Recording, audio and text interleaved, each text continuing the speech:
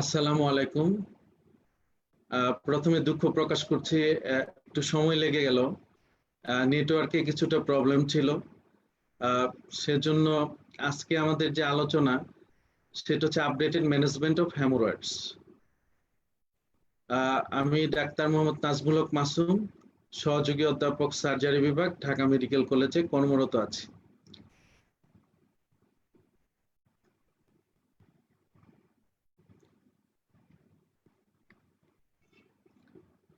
আমি axis medical স্কুলকেও ধন্যবাদ জানাতে চাচ্ছি তাদের এই সুন্দর আয়োজনের জন্য।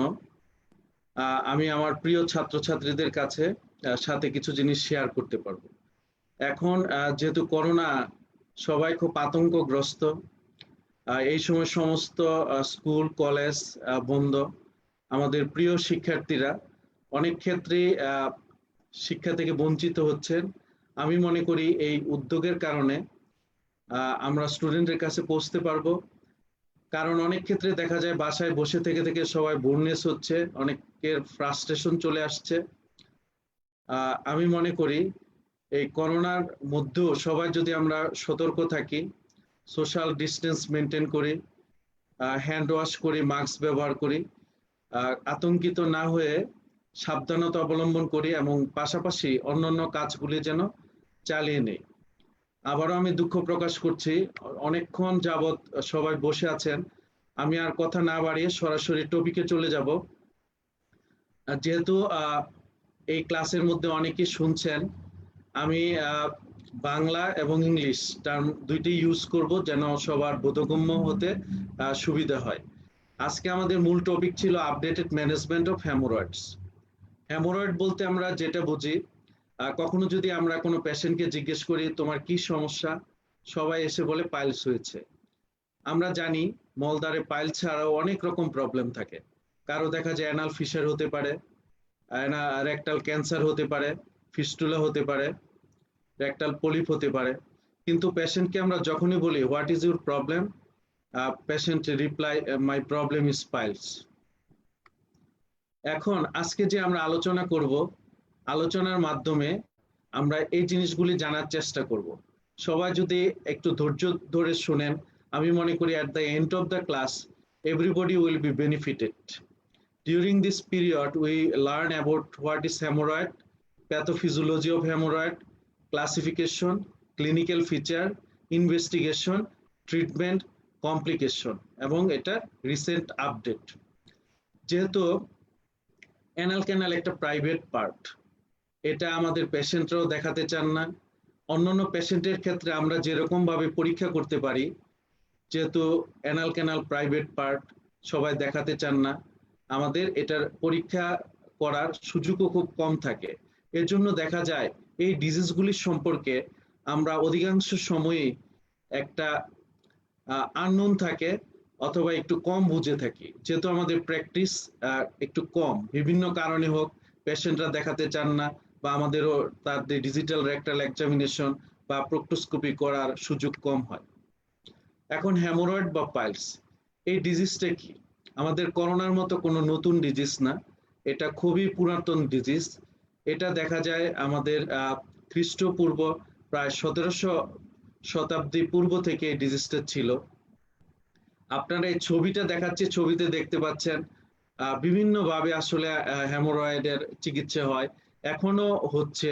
দেখা যায় এই অ্যানাল ক্যানালে কোনো প্রবলেম হলে মানুষ বিভিন্ন রকম কোয়াক বা কবিরাজের কাছে যাচ্ছেন, বা বিভিন্ন জন বিভিন্ন কথা বলছেন। কেউ হয়তো বলছে কারো হয়তো রেকটামে ক্যান্সার হচ্ছে, তাকে বলা হচ্ছে তোমার পাইলস হয়েছে, ঠিক আছে তুমি ওই কোয়াকের কাছে যাও, বা কবিরাজি ট্রিটমেন্ট নিচ্ছে। আবার কেউ দেখা যাচ্ছে আগেও যেমন প্রোক্টোস্কোপি করা হতো, এখনো করা হচ্ছে। এভাবে আমাদের বিভিন্নভাবে এটা চিকিৎসা হচ্ছে। আজকে আমরা সঠিক চিকিৎসাটা জানবো। What is haemorrhoid? Haemorrhoids are symptomatic anal cushion. Anal কুশনটা কি? অ্যানাল কুশন হচ্ছে সবারই রয়েছে, যেটা আমাদের কন্টিনেন্সে হেল্প করে। এখন কখনো যদি এই অ্যানাল কুশনগুলি সাধারণত 3, 7 ও 11 o'clock পজিশনে থাকে, এটা যদি কখনো সিমটম প্রডিউস করে, তখনই আমরা এটাকে হ্যামোরয়েড বলি। এখন সিমটম কি প্রডিউস করতে পারে? কারো দেখা যায় পার রেক্টাল ব্লিডিং হতে পারে, কখনো বলে মলত্যাগের পর একটু বাড়তি মাংসের মতো বেরিয়ে আসছে, এই প্রবলেম থাকতে পারে। এখন গ্রিক ওয়ার্ড হচ্ছে হিমা, দ্যাট মিনস ব্লাড রোজ ফ্লোয়িং। এটাকে সিনোনিম পাইলস, ল্যাটিন ওয়ার্ড পিলা বা বল। এটা যেহেতু বাইরের দিকে একটা স্তূপের মতো থাকে, এটাকে পাইলস বলা হয়। যেহেতু রক্ত যায় সেজন্য হ্যামোরয়েড। হ্যামোরয়েড, 3 হ্যামোরয়েডাল কুশন আর প্রেজেন্ট। আমরা যখন অ্যানাটমি চিন্তা করি সেটা আমরা বুঝতে পারবো 3, 7 ও 11 o'clock পজিশনে। এটা হচ্ছে পেশেন্টকে যদি আমরা লিথোটমি পজিশন করি তখন এটা বোঝা যাবে। এখন হ্যামোরয়েডাল ডিজিজ। হ্যামোরয়েডাল ডিজিজ বলতে আমরা পাইলসকে বুঝে থাকি। এটা অনেক সময় আমাদের তেমন কোনো প্রবলেম করে না। এটা যেহেতু একটা বিনাইন ডিজিজ, মেলিগনেন্ট না। কিন্তু যেহেতু আমরা সমস্ত ডিজিজ কি বলে থাকি piles, what is your problem? Patient answers, my problem is piles. It may be anal fisher, rectal polyp, rectal prolapse, rectal cancer. So hemorrhoidal disease always not piles. So it should be evaluated. How we can evaluate it our patient? We should take proper history, clinical examination, and need some investigation. Uh, if we think the anatomy of the anal canal, anal canal developed from both ectoderm and endoderm. It lengths 3.8 centimeter. তোমরা ছবিটা যদি দেখো, বাইরের অংশটা আমাদের ectoderm থেকে আসছে, আর ভিতরের যে অংশটা ডেন্টেড লাইনের উপরে যেখানে অ্যানাল কলামগুলি রয়েছে সেটা এন্ডোডার্ম থেকে আসে। এন্ডোডার্মে যেহেতু নার্ভ সাপ্লাই থাকে না, এখানে যদি কোনো কিছু হয় এটা সাধারণত পেনলেস থাকে। কিন্তু অ্যানাল ক্যানালের নিচের অংশটা, এই যে এই অংশগুলির মধ্যে যেহেতু নার্ভ সাপ্লাই থাকে এখানে পেইনফুল। এখানে সাধারণত অ্যানাল ফিশার গুলি ডেভেলপ করে বা থ্রম্বোস হ্যামোরয়েড যখন হয় এটা আমরা পেইন ফিল করি। কিন্তু এই রিজন অ্যানাল কলামের ওখানে যদি কোনো প্রবলেম হয় সেখানে যেহেতু নার্ভ সাপ্লাই আমাদের নাই, সেজন্য পেইনটা কম। এখন আমরা এই ছবিতেই দেখতে পাচ্ছি যেমন internal haemorrhoidal plexus, external হ্যামোরয়েডাল plexus, তারপর অ্যানাল ক্যানালটা কিভাবে তৈরি। চতুর্দিকে রয়েছে এটার ইন্টারনাল অ্যানাল স্ফিংটার, তারপর এক্সটার্নাল অ্যানাল স্ফিংটার, তারপরে হচ্ছে কনজয়েন্ট। ইন্টারনাল স্ফিংটারটা সাধারণত স্মুথ মাসেল দিয়ে তৈরি এবং এক্সটার্নাল স্ফিংটার স্কেলিটাল মাসেল। এবং এবং এই যে আমাদের হ্যামোরয়েডাল কুশন, এগুলিকে ধরে রাখার জন্য কতগুলি লিগামেন্ট রয়েছে, আমরা পরবর্তী স্লাইডে সেগুলি বুঝতে পারবো। এবং অ্যানাল ক্যানালের ব্লাড সাপ্লাইটা যদি আমরা চিন্তা করি এটা কিভাবে হচ্ছে বা রেকটামের, এটা internal iliac artery, 5 rectal artery, superior rectal artery, middle rectal artery, তারপর হচ্ছে ইনফিরিয়র রেকটাল আর্টারি, এইভাবে আমাদের এটার ব্লাড সাপ্লাই গুলি হচ্ছে।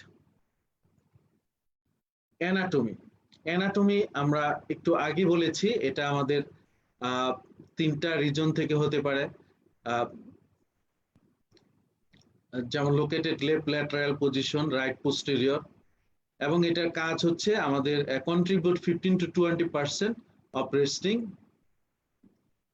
Anal pressure. এই তো ছবিটা যদি দেখতে পাও 3, 7 ও 11 o'clock পজিশনে থাকে।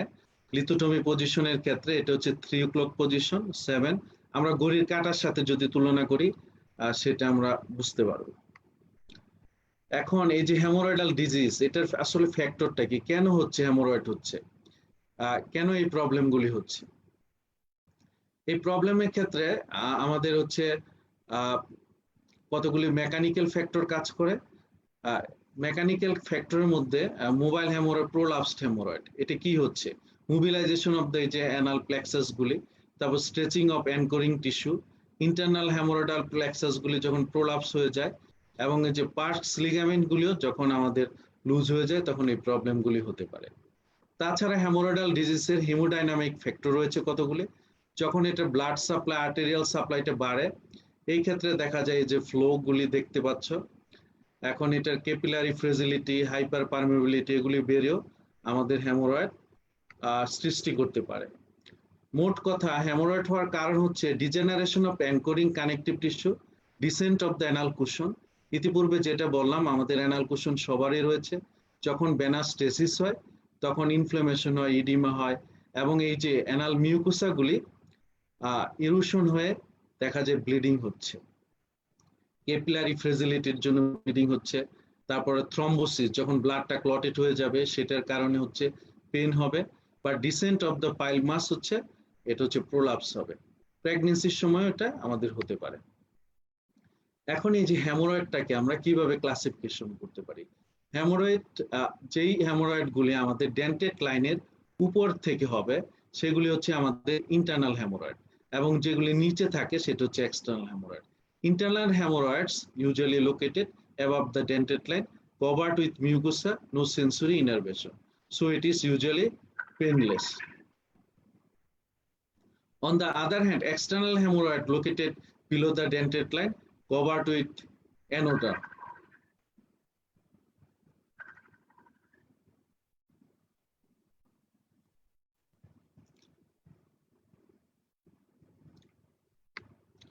এখন ইন্টারনাল হ্যামোরয়েডটাকে আবার আমরা বিভিন্ন ভাবে ভাগ করতে পারি। এটা হচ্ছে যেমন first degree, second degree, third degree, fourth degree. First degree haemorrhoid আমরা কাকে বলে থাকি? সাধারণত পেশেন্ট এই ক্ষেত্রে বলবে আমাদের শুধু রক্ত যাচ্ছে, তেমন কোনো প্রোলাপস থাকে না, অর্থাৎ বাইরের দিকে কিছু বের হয় না। ইফ সেকেন্ড ডিগ্রি প্রোলাপস, আবার সেটা অটোমেটিক্যালি ভিতরে ঢুকে যায়, reduce continuously, this is second degree haemorrhoid. Third degree prolapse হবে কিন্তু তার ম্যানুয়াল রিপোজিশন লাগবে। ফোর্থ ডিগ্রি হচ্ছে পার্মানেন্টলি প্রোলাপসড হবে। এখন এটাকে আমরা গ্রেড 1 ব্লিডস অনলি, শুধু ব্লিডিং হবে, অন্য কোনো প্রবলেম বলবে না। যদি প্রোলাপস হয় সেটাকে আমরা, এবং স্পন্টিনিয়াসলি রিডিউস হলে গ্রেড 2, বা গ্রেড 3 আমরা বলবো ম্যানুয়াল রিপোজিশন, এবং পার্মানেন্টলি প্রোলাপস হলে গ্রেড 4। আর এক্সটার্নাল হ্যামোরয়েড যেটা, সেটা আসলে আলাদাভাবে আমরা ক্লাসিফিকেশন করি। This is actually not a true haemorrhoid. এই ক্ষেত্রে যদি পেশেন্টের সাডেন কোনো থ্রম্বোসিস হয় বা বেরিয়ে যায়, সেটাকে আমরা এক্সটার্নাল হ্যামোরয়েড। কখনো কখনো বাইরের দিকেও এক্সটার্নাল কম্পোনেন্টগুলি থাকতে পারে। এখন হ্যামোরয়েডের কজ কি? কজের ক্ষেত্রে হচ্ছে aetiology of haemorrhoid remains uncertain, এমনিতে আমাদের হতে পারে, বা কখনো কখনো যদি এলিভেটেড অ্যানাল স্ফিংক্টার প্রেসার বেড়ে যায়, তারপর abnormal dilatation of internal haemorrhoid venous plexus, তারপর distension of the arteriovenous anastomosis, prolapse of the cushion of the surrounding tissue. In that cases, hemorrhoid may occur. But there may be some risk factor. Risk factor may be constant straining with defecation. কারো যদি ডেফিকেশনের সব স্ট্রেনিং হয়, স্ট্রেনিং যেটা হয় কনস্টিপেশনের জন্য হতে পারে। কারো যদি পায়খানাটা ঠিকমতো ক্লিয়ার না হয়, আইবিএস এর প্রবলেম থাকে, অথবা বারে বারে ডায়রিয়া হয়, সেই ক্ষেত্রে এটা হতে পারে।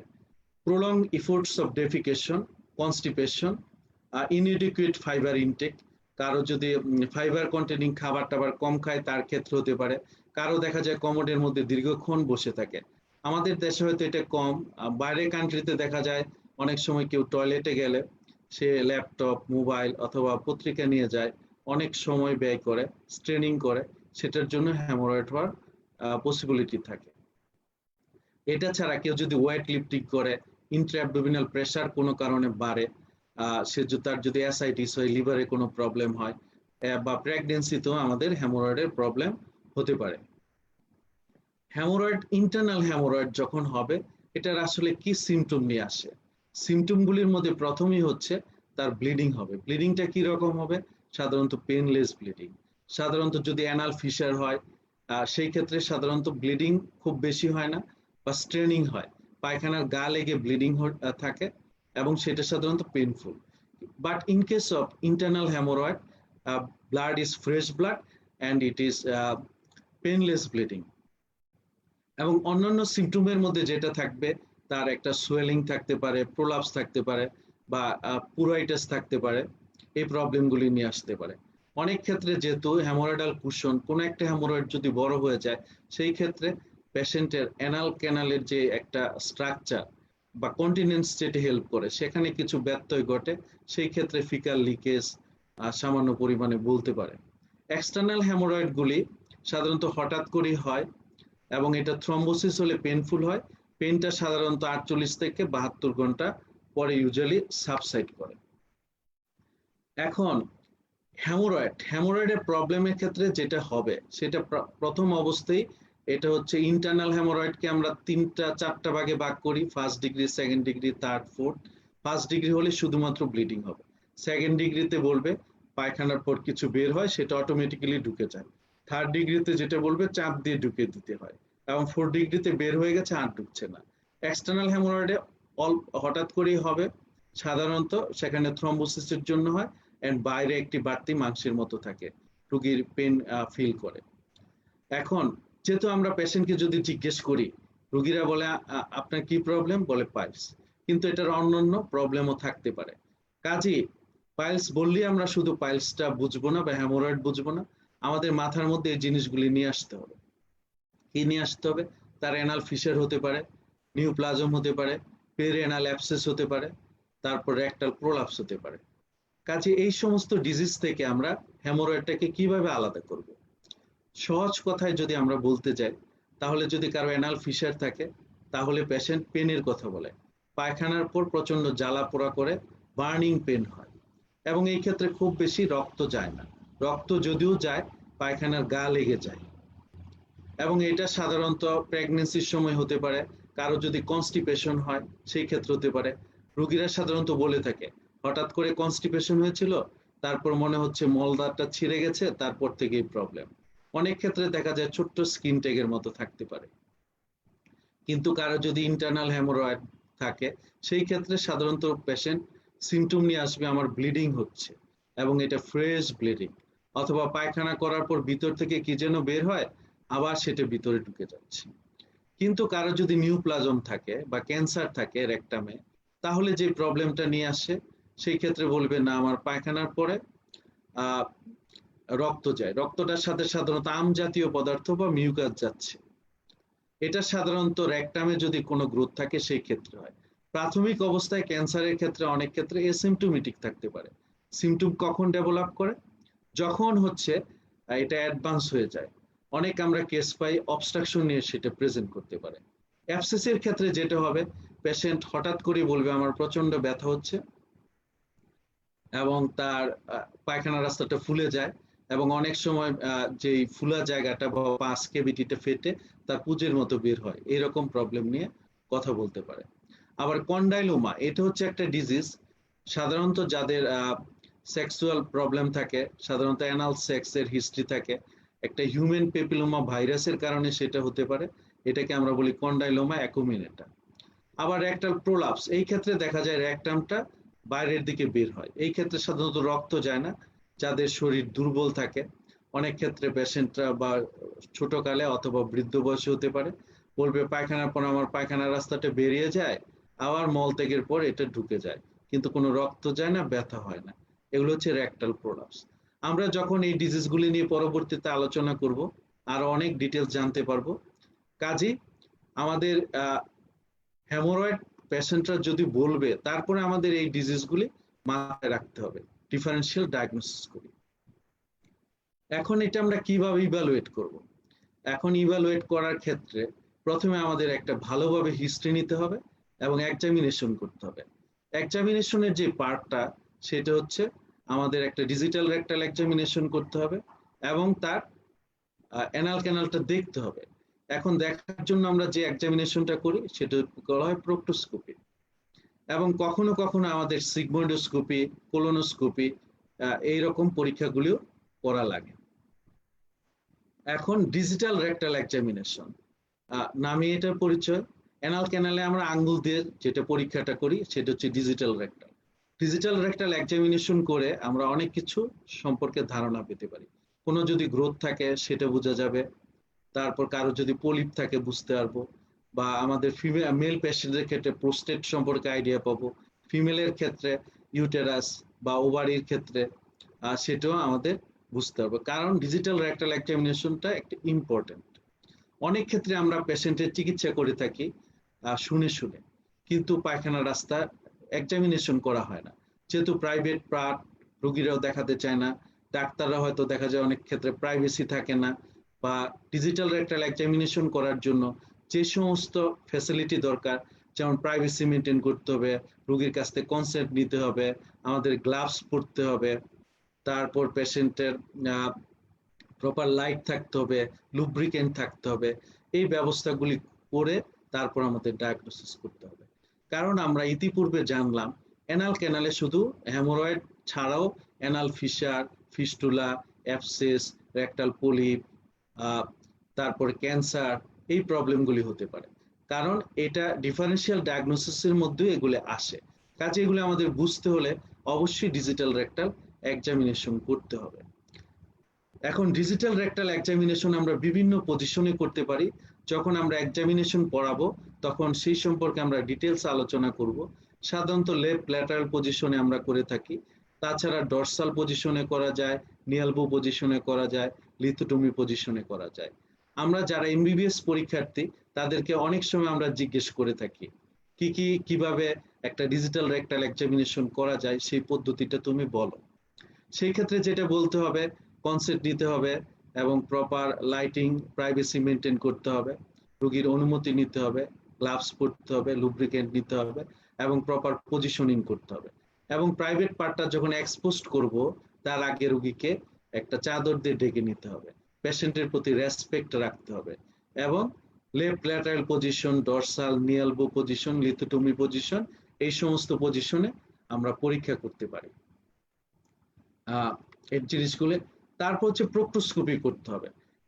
যেমন ইন্টারনাল হ্যামোরয়েড যদি থাকে তাহলে হয়তো আমরা যদি কোনো শক্ত কিছু না পাই তাহলে আমরা হয়তো বলবো এটা আসলে ক্যান্সার হয়তো না, কিন্তু হ্যামোরয়েড তো শুধু ডিজিটাল রেকটাল এক্সামিনেশন করে বোঝা যাবে না।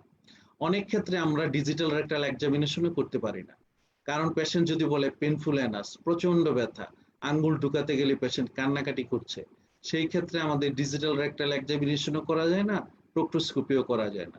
এই ক্ষেত্রে আমাদের বলা হয় এক্সামিনেশন আন্ডার অ্যানেস্থেসিয়া, রোগীকে অ্যানেস্থেসিয়া দিয়ে তারপর এক্সামিনেশন করতে হবে। কোনো ক্রমেই আমাদেরকে পেশেন্টকে হার্ট করা যাবে না বা কষ্ট দেওয়া যাবে না। আমাদের যেহেতু প্রাইভেট পার্ট, রোগীর প্রতি যথাযথ সম্মান রেখে তাকে আমাকে দেখতে হবে। যারা এমবিবিএস এর স্টুডেন্টরা রয়েছে তাদের ক্ষেত্রে এরকম আমরা ইনস্ট্রুমেন্ট অনেক সময় ওসপিতে দিয়ে থাকি। এই দেখো, এটা দিয়ে আমাদের অ্যানাল ক্যানালটা আমরা দেখতে পাই, রেকটামের কিছু অংশ সাধারণত 10 সেন্টিমিটার পর্যন্ত দেখা যায়। এটার দুইটা অংশ থাকে, যেটা বাইরের অংশ সেটাকে বলে আমরা প্রোক্টোস্কোপ শীট এবং ভিতরের অংশটা বলা হয় অবটিউরেটর। এখন এটাও আমরা যখন তার মলদ্বারে প্রবেশ করাবো তখন পেশেন্টের কনসেন্ট নিব বা পারমিশন নিব, এটা ওয়েল লুব্রিকেটেড করে নিব, আস্তে করে ঢুকাতে হবে পেশেন্টকে। তারপর আমরা ইন্টারনাল হ্যামোরয়েড বা ভিতরে যদি কিছু থাকে সেটা আমরা বুঝতে পারবো। প্রোক্টোস্কোপি আবার কতগুলি রয়েছে, ডিসপোজেবল। এটা হচ্ছে পেশেন্টের প্লাস্টিকের তৈরি, একটা রোগীর ক্ষেত্রে আমরা একটি ইউজ করে থাকি। এটা দিয়ে এটাও লুব্রিকেন্ট মাখিয়ে আমাদের দেখতে হবে। যদি স্টিলের প্রোক্টোস্কোপ গুলি যেটা রিউজেবল, এটা ইউজ করার আগে অবশ্যই এটাকে ভালোভাবে পরিষ্কার করতে হবে এবং এটা স্টেরিলিটি মেনটেন করা উচিত। কারণ আমরা যদি স্টেরিলিটি মেনটেন না করি তাহলে একটা পেশেন্টের যদি হেপাটাইটিস বি, সি থাকে, ওই রোগী থেকে অন্য রোগীতে চলে যাবে। সেই ক্ষেত্রে ডিসপোজেবল প্রোক্টোস্কোপ ইউজ করা ভালো, একজনের ক্ষেত্রে একটাই। আর ওই প্রোক্টোস্কোপ গুলি ইউজ করলে অবশ্যই সেটা দ্রুত করে নিতে হবে, স্টেরিলাইজেশন করে নিতে পারলে ভালো। এখন এই যে প্রোক্টোস্কোপ হচ্ছে অ্যানোস্কোপ বলি, অ্যানাল ক্যানালটা দেখতে যদি পাই অ্যানোস্কোপ 10 সেন্টিমিটার, প্রোক্টোস্কোপ দিয়ে একটু বেশি দেখা যায়। রেকটাম দেখতে পারলে সেটাকে বলি রেক্টোস্কোপ, সিগময়েড কোলন দেখা গেলে সিগময়েডোস্কোপি, এবং পুরো কোলনটা যদি আমরা দেখি সেটাকে বলা হয় কোলোনোস্কোপি। এখন কোলোনোস্কোপি নিয়ে অনেকের ভয়, এটা আসলে কিভাবে করা হয়। এটা দেখা যাচ্ছে একটা নলের মাধ্যমে রোগীকে সাধারণত অ্যানেস্থেসিয়া দিয়ে অথবা ঘুম পাড়িয়ে করা হয়। এই যে নলের একটা মনিটর থাকে পায়খানা রাস্তা দিয়ে যখন এটা ঢুকানো হয়, এটার প্রথম অংশে একটা লাইট থাকে এবং ক্যামেরা থাকে, লাইট সোর্স এবং সাকার, এবং কখনো যদি পলিপ বা অন্য কিছু কাটতে হয় ইনস্ট্রুমেন্ট ঢুকানোর জন্য এই ভদ্রলোক যেটা হাতে ধরে রেখেছে ওখান দিয়ে ঢুকানো যায় এবং সেটা দিয়ে আমরা ব্যবস্থা করতে পারি। এটা দেখা যায় কোলোনোস্কোপের মাধ্যমে, যে এই পাশে আমাদের তোমরা সবাই দেখতে পাচ্ছ, এই যে এখানে একটা এই যে লাইট সোর্স রয়েছে, লেন্সের মাধ্যমে দেখা যাবে লাইট। তারপর ইরিগেশন, যদি এটার মধ্যে স্টুল টুল থাকে ইরিগেশন দিয়ে ওটা পরিষ্কার করা হয় এবং সাকার দিয়ে সেগুলি নেওয়া হয়, সাকার করা হয়। এবং কোনো যদি আমরা প্রসিডিউর করি, কোনো স্টেন্টিং করা হয়, একটা ইনস্ট্রুমেন্ট পোর্ট রয়েছে, এই যে এই টিউবটা যেটা ঢুকাবো এটার মাধ্যমে আমরা কোথাও যদি পলিপ থাকে সেটা আমরা বুঝতে পারবো। যেমন পলিপ একটা ছোট্ট টিউমারের মতো থাকে, এটা সাধারণত বিনাইন কন্ডিশন। এটা যদি লং স্ট্যান্ডিং কারো থাকে সেই ক্ষেত্রে মেলিগনেন্সি হতে পারে, কোলনে ক্যান্সার। যদি সিগময়েড কোলন, এটা এটা যেমন descending colon, sigmoid, rectum, large ইন্টেস্টাইনে ট্রান্সভার্স কোলন, আবার অ্যাসেন্ডিং কোলন, অ্যাপেন্ডিক্স। আমরা এই কোলোনোস্কোপির মাধ্যমে পুরা জিনিসটা বুঝতে পারি। অনেক ক্ষেত্রে কারো যদি শুধু আমাদের হ্যামোরয়েড থাকে তখন আমরা প্রোক্টোস্কোপি করে হ্যামোরয়েড বুঝতে পারি। কারো যদি হিস্ট্রিতে বলে না আমার হচ্ছে ফ্রেশ ব্লাড যাচ্ছে, তেমন কোনো ব্যথা নাই, এবং আমরা প্রোক্টোস্কোপি করে দেখলাম তার হ্যামোরয়েড দেখা যাচ্ছে, সেই রোগীর ক্ষেত্রে আসলে আমাদের কোলোনোস্কোপি করার প্রয়োজন নাই। যদিও কোনো পেশেন্টের যদি ফ্যামিলিতে কারো ক্যান্সার থাকে, মেলিগনেন্সি থাকে, অথবা তার হিস্ট্রিতে বলে পায়খানার সাথে আমার আম যায়, বারে বারে পায়খানা করতে হচ্ছে, ওজন কমে যাচ্ছে, বা পায়খানা করার যে তার প্রবণতা আগে হয়তো শক্ত হতো এখন নরম হচ্ছে, সেই ক্ষেত্রে আমরা যদি সাসপিশন করি তার মেলিগনেন্সি হতে পারে, অথবা আরো ডিজিজ রয়েছে যেমন ক্রনস ডিজিজ, আলসারেটিভ কোলাইটিস, সেই ক্ষেত্রে আমরা কোলোনোস্কোপি করব। কিন্তু প্রত্যেকটা পেশেন্টকে যদি আমরা প্রপারলি ইভালুয়েট করতে চাই সেই ক্ষেত্রে আমাদের প্রপারলি হিস্ট্রি নিতে হবে। এক্সামিনেশনের ক্ষেত্রে আমরা ডিজিটাল রেকটাল এক্সামিনেশন করব, প্রোক্টোস্কোপি যদি সিগমোইডোস্কোপি পর্যন্ত করি অধিকাংশ ক্ষেত্রেই হয়ে যায়। কিন্তু কারো যদি আমরা ক্যান্সার সাসপেক্ট করি সেই ক্ষেত্রে কোলোনোস্কোপি করতে হবে, যেহেতু যেটি ইনভেসিভ প্রসিডিউর। আমাদের দেশের প্রেক্ষাপটে সমস্ত পেশেন্টের ক্ষেত্রে কিন্তু কোলোনোস্কোপি করার আমি প্রয়োজন মনে করি না। অনেকে হয়তো বলবে না কোলোনোস্কোপি না করলে তার যদি হয়তো পায়খানা রাস্তায় রক্ত যাচ্ছে, তার যদি অ্যাসেন্ডিং কোলনে কোনো পলিপ থাকলো বা গ্রোথ থাকলো সেটা আমরা কি করে বুঝবো। এখন আমাদের সমস্ত পেশেন্টের ক্ষেত্রে কিন্তু সব ইনভেস্টিগেশন করব না, প্রত্যেকটা জায়গায় সেটা রেশনাল হতে হবে। কারো যদি শর্ট হিস্ট্রি থাকে, কোনো প্রবলেম না থাকে, আমি প্রোক্টোস্কোপি করে সেই ডিজিজটা সেটা পেয়ে যাই, সেটা হচ্ছে হয়তো অ্যানাল ফিশার হচ্ছে অথবা হ্যামোরয়েড হচ্ছে, একটা সিগমোইডোস্কোপি করে দেখি না rest of the sigmoid colon is normal, each and every পেশেন্টকে আমরা কোলোনোস্কোপির মধ্যে নিয়ে আসবো না। কিন্তু স্ক্রিনিং এর ক্ষেত্রে কারো যদি ফ্যামিলি হিস্ট্রি থাকে, তার ক্যান্সারের প্রবণতা থাকে, সেই রোগীর ক্ষেত্রে আমরা কোলোনোস্কোপি অবশ্যই করব। কারণ রেকটামে বিভিন্ন রকম ডিজিজ থাকে, কোলনে ডিজিজ হতে পারে, আমাদের এগুলিকে প্রপারলি ইভালুয়েট করতে হবে। এখন এই হ্যামোরয়েডের ট্রিটমেন্ট কি?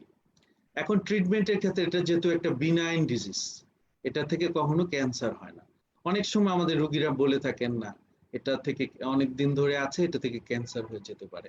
অনেক হয়তো রোগীকে ভয়ও দেখান আপনার এটা আছে, এটা থেকে ক্যান্সার হয়ে যাবে।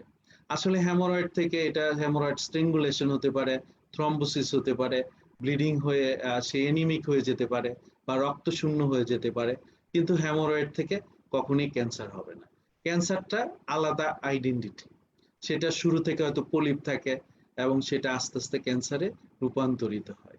অ্যানাল ফিশার থেকেও সেই রকম কোনো ক্যান্সার হওয়ার পসিবিলিটি থাকে না। এখন এটাকে আমরা কি ট্রিটমেন্ট দিতে পারি? 80% হ্যামোরয়েড কনজারভেটিভ ট্রিটমেন্টে আমাদের ঠিক হয়ে যাবে।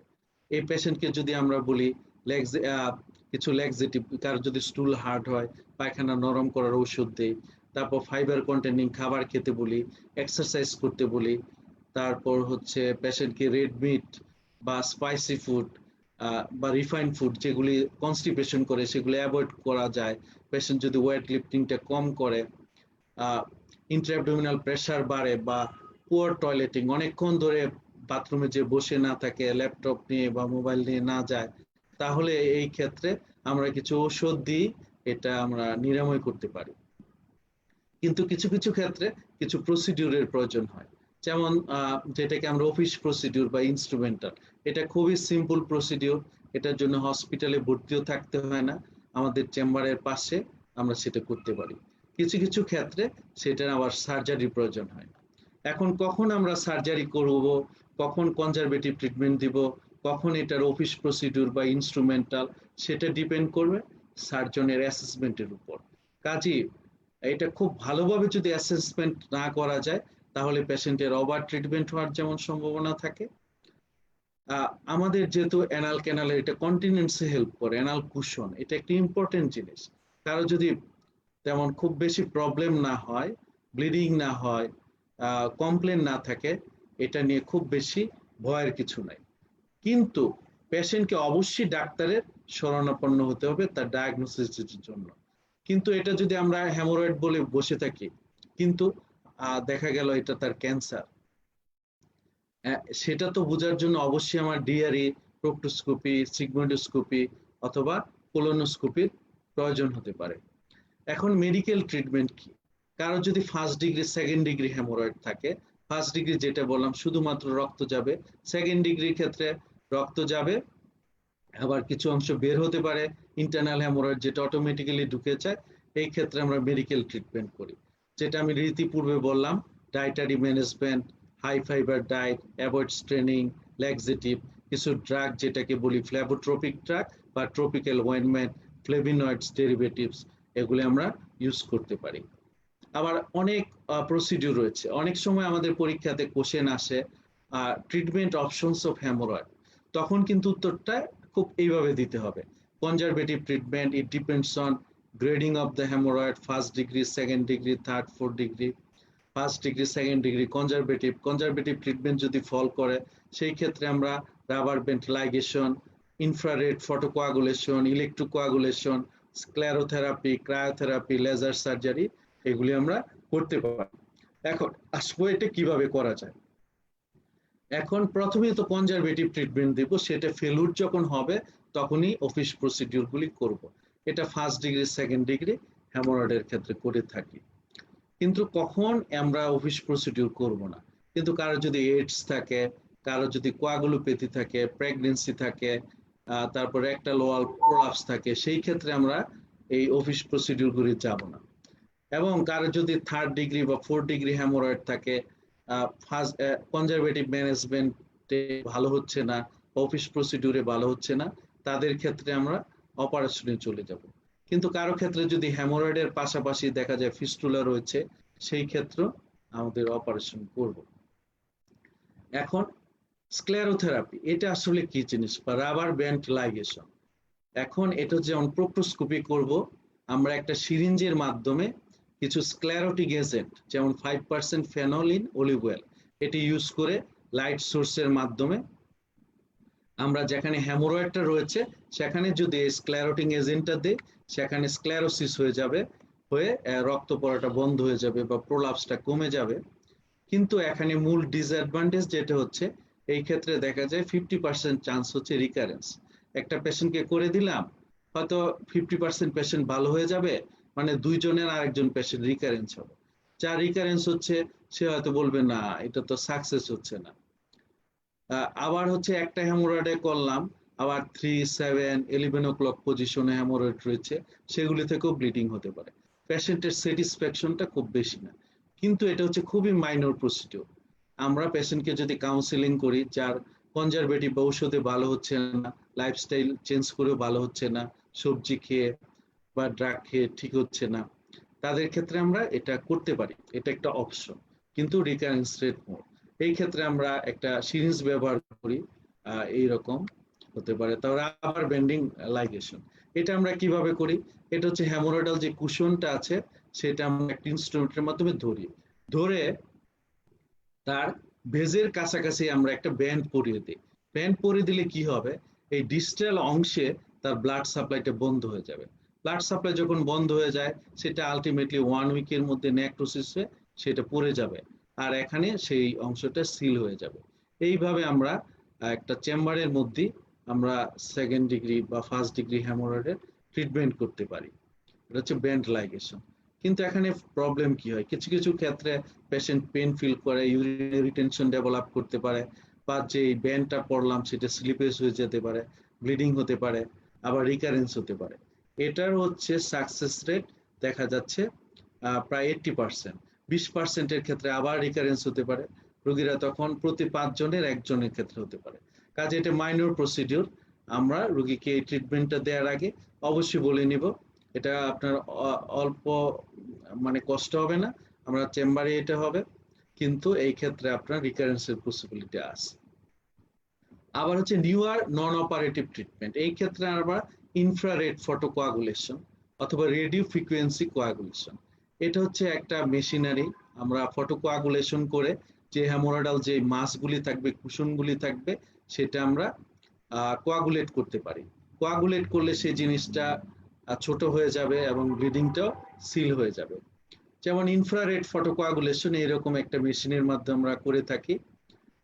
একটা ফটো দেওয়ার পরে বা লাইট দেওয়ার পরে সেখানে কোয়াগুলেট হয়ে যায়, এইভাবে আমরা চিকিৎসা করতে পারি। এটা হচ্ছে রেডিও ফ্রিকোয়েন্সি অ্যাবলাশন, এটার মাধ্যমে কোয়াগুলেশন করা যায়। এটা ছাড়া আমরা সার্জিক্যাল প্রসিডিউর করে থাকি। সার্জিক্যাল প্রসিডিউর অনেক সময় পরীক্ষাতে আসে, what are the surgical options of treatment of haemorrhoids. সেই ক্ষেত্রে আমরা বলবো যেমন ওপেন হ্যামোরয়েডেক্টমি, তারপর হচ্ছে সাবমিউকোজাল হ্যামোরয়েডেক্টমি বা স্ট্যাপল হ্যামোরয়েডোপেক্সি, ক্লোজড হ্যামোরয়েডেক্টমি। এটা সাধারণত এমবিবিএস এর জন্য দরকার নেই, যারা এমএস অথবা এফসিপিএস পরীক্ষার্থী তাদের ক্ষেত্রে লাগবে। আবার কতগুলি রয়েছে যেমন ডপলার গাইডেড ট্রান্সএনাল হ্যামোরয়েডাল ডিসআর্টারিয়ালাইজেশন। আমরা প্রথমে যেটা দেখলাম এনাল ক্যানালের অ্যানাটমি, যে ব্লাড ভেসেলগুলি রয়েছে, ফিডিং ভেসেলগুলি, আমরা যদি সেটা ডপলারের মাধ্যমে আইডেন্টিফাই করে সেখানে আমরা স্টিচ দিয়ে দিতে পারি, সেই ক্ষেত্রে হ্যামোরয়েডাল কুশনগুলি ব্লাড সাপ্লাই পাবে না, আস্তে আস্তে সেটা শ্রিঙ্ক করে যাবে এবং বন্ধ হয়ে যাবে। এই ক্ষেত্রেও বিভিন্ন রকম রিকারেন্স রয়েছে। আবার হ্যামোরয়েডাল আর্টারিয়াল লাইগেশনও করতে হবে, সাথে রেক্টোএনাল রিপেয়ার, যেই হ্যামোরয়েডাল মাসটা আছে সেটা আমরা রিপেয়ার করে দেবো। সেটা কিভাবে করি সেটা আসছে। কারো যদি আমরা এই যে হ্যামোরয়েড, আমরা ইতিপূর্বে বলেছি 3টা পজিশনে থাকে, যেমন 3, 7 ও 11 o'clock পজিশনে, তখন এটা আমরা এই হ্যামোরয়েডাল যে মাসটা থাকে সেটা করে আমাদের এইরকম কেটে ফেলতে হবে। তখন এটার মাঝখানে ইন বিটুইন জায়গার মধ্যে মিউকোকিউটিনাস জাংশন রাখতে হবে। এটা যদি আমরা না রাখি তাহলে যেই প্রবলেমটা হবে, এই ক্ষেত্রে পেশেন্টের ইনকন্টিনেন্স ডেভেলপ করতে পারে, ব্লিডিং হতে পারে, তারপর পেশেন্ট অ্যানাল স্টেনোসিস হয়ে যেতে পারে। কাজেই হ্যামোরয়েড অপারেশন যেহেতু অনেক রকম, কাজে এটা ট্রিটমেন্ট করার ক্ষেত্রে এটা এক্সপার্টাইজটা খুবই ইম্পর্টেন্ট। কারণ কোন পেশেন্টকে আমরা কনজারভেটিভে রাখবো, কোনটাকে আমরা সার্জারিতে নিব, কোনটাকে অফিস প্রসিডিউর করব, এটা সম্পূর্ণরূপে ডিপেন্ড করবে সার্জনের জাজমেন্টের উপর। একটা গ্রেড 4 হ্যামোরয়েড, এটা ছবিটা দেখতে পাচ্ছ, অপারেশনের পর সাধারণত এইরকম হয়। আবার হচ্ছে ক্লোজড হ্যামোরয়েডেক্টমি, এই ক্ষেত্রে যে হ্যামোরয়েডগুলি আমরা কাটি এটা সাধারণত ক্লোজড হ্যামোরয়েডেক্টমি, আমেরিকাতে খুব বেশি প্রচলন। এই ওনটা আমরা ক্লোজ করে দিই সুচার দিয়ে, দিস ইজ ক্লোজড হ্যামোরয়েডেক্টমি। এখন হ্যামোরয়েডেক্টমি করলে কি কি প্রবলেম হতে পারে, কতগুলি প্রবলেম আর্লি হতে পারে এবং কতগুলি লেট হতে পারে। যেমন পেন হতে পারে, অ্যাকুট রিটেনশন হতে পারে, রিঅ্যাকশনারি হ্যামোরেজ হতে পারে। অনেক সময় পরীক্ষাতে প্রশ্ন করা হয়, what are the complications of haemorrhoidectomy. তখন যদি এইভাবে বলা হয় পেন, অপারেশনের পর পেন হবে, অ্যাকুট রিটেনশন ব্যথার জন্য হতে পারে। আবার অনেক ক্ষেত্রে দেখা যায় যেহেতু আমরা হ্যামোরয়েড অপারেশন আমরা 3টে অ্যানেস্থেসিয়া দিয়ে করতে পারি, লোকাল অ্যানেস্থেসিয়া দিয়ে করা যায়, স্পাইনাল অথবা জেনারেল অ্যানেস্থেসিয়া। আমাদের এখানে প্র্যাকটিস করা হয় স্পাইনালের একটা সাইড ইফেক্ট হচ্ছে অ্যাকুট রিটেনশন ডেভেলপ করতে পারে। উইথিন 24 আওয়ার্স এর মধ্যে যদি কোনো ব্লিডিং হয় সেই ক্ষেত্রে রিঅ্যাকশনারি হ্যামোরেজ হতে পারে। অনেক সময় ইনফেকশন হয়েও 7 থেকে 10 দিন পরে ব্লিডিং হয়, সেটাকে আমরা সেকেন্ডারি হ্যামোরেজ বলি। ডেড কমপ্লিকেশন, অ্যানাল স্ট্রিকচার হতে পারে, ফিশার হতে পারে, ইনকন্টিনেন্স ডেভেলপ করতে পারে, এই কমপ্লিকেশন হতে পারে। তারপর যেটা আমরা বলি স্ট্যাপল হ্যামোরয়েডোপেক্সি, এটা আবিষ্কার করে হচ্ছে ইটালিয়ান ভদ্রলোক, যার নাম হচ্ছে এন্টিনিও লঙ্গো। এটা হচ্ছে কারো যদি ইন্টারনাল হ্যামোরয়েড থাকে, অর্থাৎ পায়খানা করার সময় বের হয়ে যাচ্ছে, আবার চাপ দিলে ঢুকে যাচ্ছে, ব্লিডিং হচ্ছে, বিশেষ করে 3rd ডিগ্রি হ্যামোরয়েড বা 2nd ডিগ্রি হ্যামোরয়েডের ক্ষেত্রে আমরা স্ট্যাপল হ্যামোরয়েডেক্টমি করতে পারি। কিন্তু বর্তমানে এমন অবস্থা বা বিভিন্নভাবে প্রচারণার জন্য সবাই এসে বলে, স্যার আমার পাইলস হয়েছে, আমাকে লঙ্গ অপারেশন করে দেন। কিন্তু এই ক্ষেত্রে একটা জিনিস বুঝতে হবে, সবার ক্ষেত্রে কিন্তু স্ট্যাপল হ্যামোরয়েডোপেক্সি ইজ নট সুইটেবল। কারো যদি এক্সটার্নাল হ্যামোরয়েড হয়, থ্রম্বোসিস হয়, সেটাকে বলা হয় 70 পাইলস। আমরা থ্রম্বাসটা যদি বের করে দিই, ওকে কনজারভেটিভ ট্রিটমেন্ট দিয়ে ঠিক হয়ে যাবে, অপারেশনের প্রয়োজন হয় না। 1st ডিগ্রি হলে 80% ক্ষেত্রে ঔষধের মাধ্যমে এটা নিরাময় সম্ভব। 2nd ডিগ্রি হলে আমরা অফিস প্রসিডিউর, যেগুলো আমি বললাম, যেমন স্ক্লেরোথেরাপি, রাবার বেন্ডিং, ফটোকোয়াগুলেশন, এগুলি আমরা করতে পারি। কিন্তু এক্সটার্নাল কম্পোনেন্ট বা 4 ডিগ্রি হেমোরয়েডের ক্ষেত্রে এই স্ট্যাপল হেমোরয়েডোপেক্সি ইজ নট সুইটেবল। বা অ্যানাল ফিশার বা অন্য কোনো প্রবলেম যদি থাকে হেমোরয়েডের পাশাপাশি অথবা ফিস্টুলা থাকে, তার ক্ষেত্রেও আমাদের ওপেন হেমোরয়েডেক্টমি অথবা ক্লোজড হেমোরয়েডেক্টমি এই যে স্ট্যান্ডার্ড অপারেশন। এখন এই যে সার্কুলার স্টেপলার ইউজ করি এই যে স্ট্যাপল হেমোরয়েডেক্টমি অপারেশনের ক্ষেত্রে, এখন এই স্টেপলার যেমন 30 মিলিমিটার সার্কুলার স্টেপলার, এটা তারপর এটা একটা সুচার থ্রেডার থাকে, সার্কুলার অ্যানাল ক্যানাল, ডাইলেটর থাকে, পার্সটিং অ্যানোস্কোপ, এই জিনিসগুলি আমাদের থাকতে পারে। পুরা এই যে হেমোরয়েড যেটা ছবিতে দেখাচ্ছি 3-7 ওয়েলি বুনোক্লক পজিশনে এরকম থাকে। অ্যানাল ডাইলেটরটা আমরা অপারেশনের ওখানে সাধারণত ফিক্সড করি, তারপর যে অ্যানোস্কোপ ঢুকাই, তারপর ভিতর থেকে একটা পার্সটিং নেওয়া হয়। পার্সটিং নেওয়ার পর আমরা এই স্টেপলারটা ঢুকানোর পর এরকম একটা স্ট্রিপ অফ মিউকোসা বেরিয়ে আসে। এর মাধ্যমে যেটা হচ্ছে আমরা অ্যানাল ক্যানালে কাটছি না, অ্যানাল ক্যানাল থেকে 2 to 3 সেন্টিমিটার ভিতরে এক টুকরা স্ট্রিপ অফ মিউকোসা কেটে নিয়ে আসি, আর স্টেপলারের মাধ্যমে অ্যানাস্টোমোসিস হয়ে যাচ্ছে, অর্থাৎ ফিডিং ভেসেলগুলি বন্ধ হয়ে যাচ্ছে। এতে করে বাইরের যে পাইলসগুলি রয়েছে সেটা শ্রিঙ্কেজ হচ্ছে, তার ব্লিডিং বন্ধ হয়ে যাচ্ছে। এইরকম একটা স্ট্রিপ অফ মিউকোসা কেটে নিয়ে আসা হয় স্ট্যাপল হেমোরয়েডোপেক্সিতে। এবং অপারেশনের পর এই যে সুচার লাইন, এইরকম একটা স্ট্যাপল লাইন দেখা যাবে।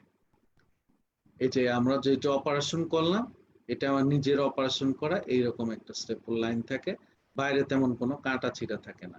অপারেশনের পর পেশেন্টের ছবিটা এরকম থাকে, যেটি ইতিপূর্বে আমরা দেখলাম কাটার পরে ওই রকম অবস্থা। কিন্তু সব পেশেন্টের ক্ষেত্রে কিন্তু staple হেমোরয়েডোপেক্সি is not suitable.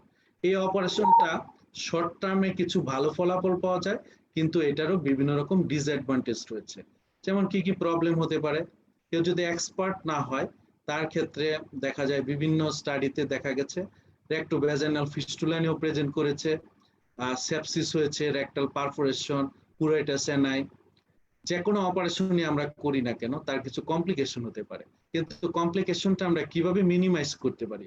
Minimise করার উপায় হচ্ছে এটার এক্সপার্টিস ডেভেলপ করতে হবে, প্রপারলি ডায়াগনোসিস এবং প্রবলেম আইডেন্টিফাই করে সেই ট্রিটমেন্টটা যদি আমরা করি।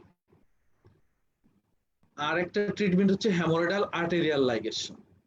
এই ক্ষেত্রে আমরা Doppler guided haemorrhoidal artery ligation করতে পারি এবং ট্রান্সএনাল হেমোরয়েডাল ডিআর্টেরিয়ালাইজেশন। এই ক্ষেত্রে ডপলার দিয়ে ফিডিং ভেসেলগুলি দেখা হবে এবং ফিডিং ভেসেলগুলি আমরা বন্ধ করে দেব।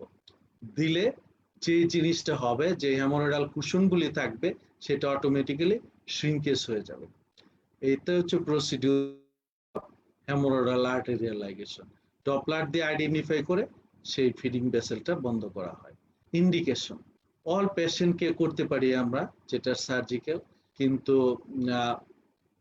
এটার ক্ষেত্রেও এইরকম একটা মেশিন ব্যবহার করে আমাদের করা হয় ডপলার। এই ক্ষেত্রেও পেশেন্টের যে অ্যাডভান্স রেস্টটা সেটা হচ্ছে ড্রেসিং এর প্রয়োজন কম, কাটা ছিঁড়া কম হয়, পেশেন্টের পেন কম হবে, যেটা হচ্ছে স্ট্যাপল হেমোরয়েডেক্টমি মতে। এটা সবার ক্ষেত্রে দরকার নেই। এই যে আমরা ছবিটা যদি দেখি আর্টারিটা আইডেন্টিফাই করা হচ্ছে, তারপর ফিগার অফ একটা 8 সুচার দেওয়া হচ্ছে, নট পুশার দিয়ে বন্ধ করা হচ্ছে। এটা ডপলার দিয়ে আমাদের দেখে এই ব্যবস্থাটা করতে পারি। এটা ডপলার গাইডেড রেক্টোঅ্যানাল রিপেয়ার। তারপর যে মাসটা থাকবে সেটা আমরা রিপেয়ার করে দেব। তাহলে এই যে হেমোরয়েডের সার্জিক্যাল অপশন কিন্তু অনেকগুলি। একটা হচ্ছে open haemorrhoidectomy, closed haemorrhoidectomy, staple haemorrhoidopexy, Doppler guided rectoanal repair. তারপর হচ্ছে একটা ট্রিটমেন্টের পর, যেমন বিফোর ট্রিটমেন্ট হেমোরয়েড, আফটার ট্রিটমেন্টের পর এরকম একটা প্রেজেন্টে আসে। একটা management of external haemorrhoid. External haemorrhoid কারো যদি থাকে তাহলে সেটা দেখা যায় 48 ঘন্টার মধ্যে আমরা অ্যানেস্থেসিয়া দিয়ে, কখনো লোকাল অ্যানেস্থেসিয়া দিয়ে ক্লটটা যদি ইভাকুয়েশন করে দেয় বা বের করে দেয়, পেশেন্ট রিলিফ করে। অনেক ক্ষেত্রে এটা হেমোরয়েডেক্টমি করার প্রয়োজন হয়, অনেক ক্ষেত্রে কিছুই করা লাগে না যদি স্মল থ্রম্বোসিস হয়। সেই ক্ষেত্রে দেখা যায় 7 ডে পেইনফুল সিচুয়েশন থাকে, রোগীকে যদি আমরা আশ্বস্ত করি এবং কিছু মেডিকেশন দিই, এটা ঠিক হয়ে যাবে। কাজেই হেমোরয়েড মানেই তার অপারেশন লাগবে এরকম না। সব হেমোরয়েডের ক্ষেত্রে আমরা স্টেপল হেমাটোপেক্সি বা ডপলার গাইডেড আর্টেরিয়াল লাইগেশন করা যাবে সেটাও না। এটা ডিপেন্ড করবে পেশেন্টের হেমোরয়েড কি ডিগ্রির উপর রয়েছে, পেশেন্টের কন্ডিশন কেমন। আমরা যদি অ্যাজ এ হোল বলি, কারো যদি গ্রেড 1 গ্রেড 2 হেমোরয়েড থাকে, কনজারভেটিভ দিতে পারি। কনজারভেটিভ মানে তাকে আমরা প্রচুর পরিমাণে পানি খেতে বলবো, শাকসবজি খেতে বলবো, ফাইবার কন্টেনিং ডায়েট খেতে বলবো, এক্সারসাইজ করতে বলবো, গুড টয়লেট হ্যাভিং, টয়লেটে যে অনেকক্ষণ বসে থাকা যাবে না, স্ট্রেনিং করা যাবে না, এবং তার যদি স্টুল হার্ড হয়ে যায় আমরা স্টুল সফটওয়্যার ইউজ করতে পারি। কখনো কখনো ফ্লেভিনয়েড ডেরিভেটিভস, বিভিন্ন রকম ড্রাগ ইউজ করতে পারি। কিন্তু এতেও যদি কাজ না হয় সেই ক্ষেত্রে আমরা sclerotherapy, rubber bent ligation use করতে পারি। এগুলি যদি ফেল করে সেই ক্ষেত্রে লঙ্গ অপারেশন অথবা হেমোরয়েডাল আর্টেরিয়াল লাইগেশন করতে পারি। কিন্তু কারো যদি প্রোলাপস হয়ে যায়, ব্লিডিং হয় বা তার অফিস প্রসিডিউর গুলি ফেল করে, সেই ক্ষেত্রে আমাদের অপারেশনের প্রয়োজন হয়। সেই ক্ষেত্রে আমরা যে কোনো একটা চুজ করতে পারি। Open haemorrhoidectomy, either closed haemorrhoidectomy. Internal হেমোরয়েডের ক্ষেত্রে আমরা স্ট্যাপল হেমোরয়েডোপেক্সি বা হেমোরয়েডাল আর্টেরিয়াল লাইগেশন। আবার অনেক সময় যেরকম একটা থ্রম্বোস, অ্যাকুট হেমোরয়েডাল ক্রাইসিস একদম বের হয়ে যাচ্ছে, এই রোগীগুলির ক্ষেত্রে আমরা পেশেন্ট যেহেতু পেন ফ্রি করে, সেই ক্ষেত্রে পেশেন্ট যদি ডিবিলেটেড হয় সেই ক্ষেত্রে আমরা ক্লটটা রিমুভ করে অ্যান্টিবায়োটিক দিতে পারি, হিপবাতের কথা বলতে পারি। যখন এটা নর্মাল চলে আসবে, অনেক ক্ষেত্রে দেখা যায় এমনিতে শ্রিঙ্কেজ হয়ে যায়, যদি না হয় তার ক্ষেত্রে আমরা অপারেশন করতে পারি। কিন্তু সার্জন যদি এক্সপার্টাইজ হয়, পেশেন্ট যদি প্রবলেম করে, এই পিরিয়ডে তার অপারেশন করা যেতে পারে। আগে ধারণা করা হইতো কারো যদি এরকম থ্রম্বোস হেমোরয়েড হয়, সাথে সাথে যদি অপারেশন করা হয় তাহলে তার ইনকন্টিনেন্স হতে পারে, সেপসিস হতে পারে। কিন্তু এক্সপার্ট সার্জনের ক্ষেত্রে অপারেশন যদি আমরা সাথে সাথে করে দিই তাহলে তার হসপিটাল স্টেটা কমে যাবে, পেশেন্ট আর্লি রিকভারি হবে। আর এটা যদি কনজারভেটিভ দিয়ে রাখি তাহলে আবার অনেকদিন হসপিটালে থাকতে হবে, কষ্ট পাবে, পেশেন্ট বসতে পারবে না, এরকম প্রবলেমগুলি হতে পারে। তাহলে গ্রেড 4 হেমোরয়েডের ক্ষেত্রে সার্জিক্যাল অপশনটি হচ্ছে মেন। এটা ছাড়া আমরা লেজার হেমোরয়েডেক্টমি করতে পারি। লেজার হচ্ছে সোর্স, এটার মাধ্যমে আমরা এর মাধ্যমে অপারেশন করি। এটা সাধারণত একটু হলে ভালো হয়, বড় হেমোরয়েডের ক্ষেত্রেও করা যায়। এটা হচ্ছে যে ওপেন হেমোরয়েডেক্টমি করতে পারি। এখন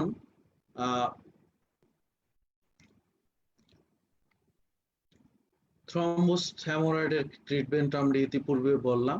যদি কারো ব্লাড ক্লট থাকে সেটা আমরা বের করে দিতে পারি, 7 দিন পরে এমনিতে ভালো হয়ে যায়। এখন এই প্রত্যেকটা পেশেন্টের ক্ষেত্রে আমাদের কি সিসবাতের প্রয়োজন রয়েছে, এটা নিয়েও বিভিন্ন রকম স্টাডি রয়েছে। এখন পেশেন্ট যদি একটু ওয়ার্ম ওয়াটারে বসে সেই ক্ষেত্রে কমফোর্ট ফিল করে, কিন্তু ইট ইজ নট ম্যান্ডেটরি। আমি যখন প্র্যাকটিস করি আমার রোগীদেরকে যেমন অন্যান্য ওন্ডের মতোই অ্যানাল ক্যানালের ওন্ডটাকে আমরা পভিডন আয়োডিন দিয়ে পরিষ্কার করি, ড্রেসিং করি, এতে করে হিলিংটা দ্রুত হয়।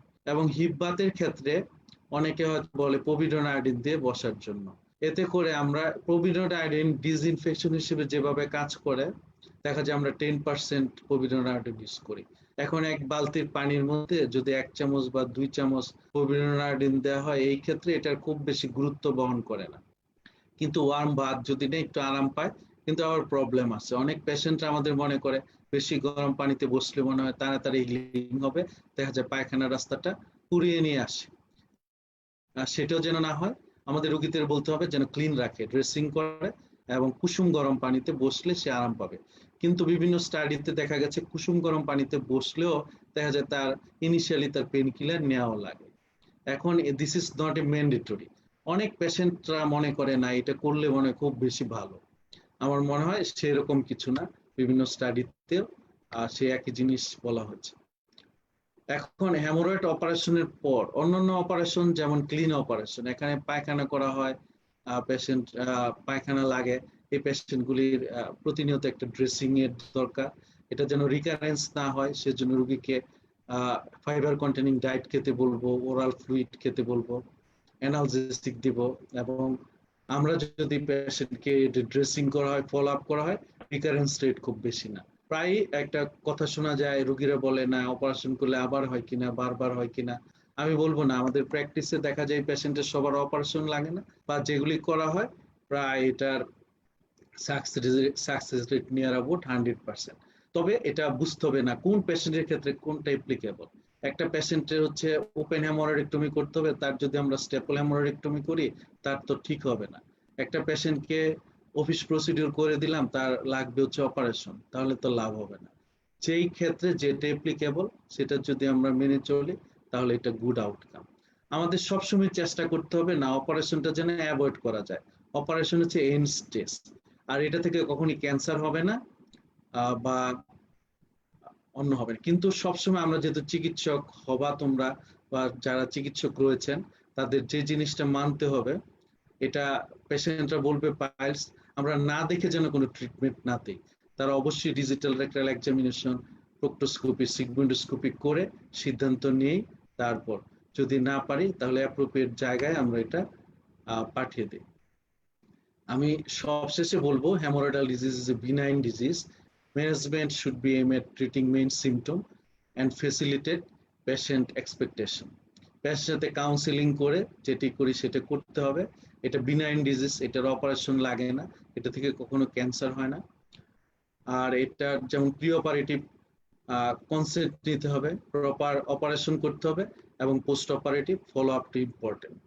এটা কনজারভেটিভ ট্রিটমেন্ট 80% পেশেন্ট ভালো হয়ে যায়, কাজে কোনো আতঙ্কিত হওয়ার কিছু নেই। এটা আমরা লাইফস্টাইল চেঞ্জ করে প্রিভেন্ট করতে পারি। এটা treatable and curable. Only 5 to 10% পেশেন্টের অপারেশন লাগে। আর haemorrhoids may mark serious problem.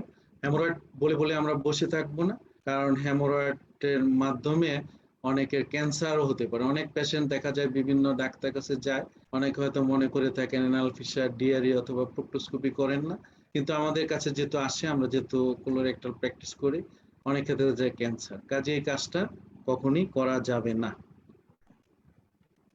এটা বলি আমি শেষ করছি। সবাইকে ধন্যবাদ।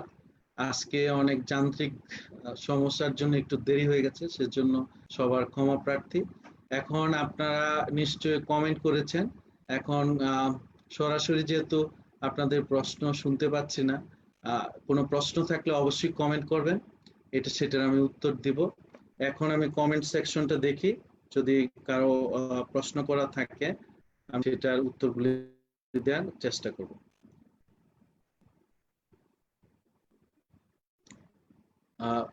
আমাদের এই ক্লাসটা প্রতি সোমবার 9টা থেকে হবে।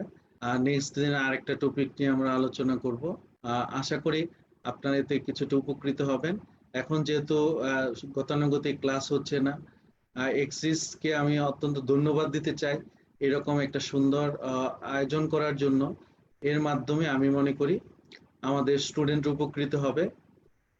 আমি আমাদের মাতৃভাষা যেহেতু বাংলা, আমাদের এখানে অনেক স্টুডেন্ট রয়েছে বিভিন্ন মেডিকেল কলেজের। আমি অত্যন্ত সহজভাবে চেষ্টা করেছি। তারপরে আপনাদের যদি কোনো সাজেশন থাকে, সে সাজেশন অবশ্যই কমেন্ট বক্সে লিখবেন। আমরা সেভাবে ক্লাসগুলি নেওয়ার চেষ্টা করব। আমাদের ক্লাসগুলি নেওয়ার উদ্দেশ্য হচ্ছে আপনাদেরকে জিনিসটা সম্পর্কে ভালো একটা আইডিয়া দেয়া, এবং কখনই এই ক্লাসটা শুধু টেক্সট বুকের কিন্তু অল্টারনেটিভ না। আপনি অবশ্যই টেক্সট বুক পড়বেন, বিভিন্ন লিটারেচার পড়বেন, এবং পেশেন্ট দেখবেন। এই তিনটার সমন্বয়ে আপনার জ্ঞান আহরণ করতে হবে, আমি সেটা মনে করি। আদারওয়াইজ এটা পরিপূর্ণ হবে না। আর একটা হচ্ছে, আমরা সবাই চিকিৎসক, আমাদের পড়াশোনা করব, কিন্তু সাথে সাথে যেহেতু সবাই করোনায় আক্রান্ত আমাদের প্রতিবেশীরা, আমরা ছাত্র চিকিৎসক যাই হই, আমাদের সবাইকে মানুষকে সচেতন করতে হবে, এবং আমরা যেন এটা থেকে রক্ষা পাই সেটার জন্য চেষ্টা করতে হবে। নিজকে সুরক্ষিত রাখবো এবং অপরকেও সুরক্ষিত থাকতে উৎসাহিত করব। এই করোনার ক্ষেত্রে অনেকে চিকিৎসা দিতে যে আমাদের অনেক চিকিৎসকরা মৃত্যুবরণ করেছেন, তাদের প্রতি শ্রদ্ধা রাখছি এবং তাদের আত্মার মাগফিরাত কামনা করছি। অনেকে আমাদের মৃত্যুর সাথে যুদ্ধ করছেন, করোনার সাথে যুদ্ধ করছেন, আক্রান্ত হয়েছেন, হসপিটালে ভর্তি আছেন, তাদের আশু রোগ মুক্তি কামনা করছি। এ বলে আজকে আমি শেষ করছি। সবাইকে ধন্যবাদ। আবার দেখা হবে আগামী সোমবার। আমরা যদি বেঁচে থাকি। সবাই ভালো থাকুন, সুস্থ থাকুন। আমি কমেন্ট বক্সে আপনাদের প্রশ্ন উত্তরগুলি দিয়ে দিব। ধন্যবাদ।